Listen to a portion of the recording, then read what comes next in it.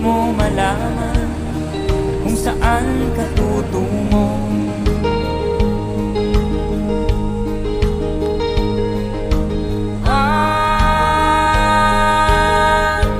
Kung nakamit mo na ang pangarap,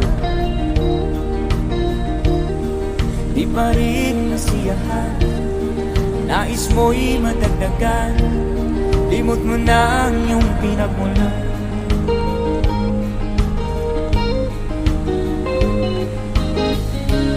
Bakit nga ba ganito? Ang tao'y walang kasiyahan.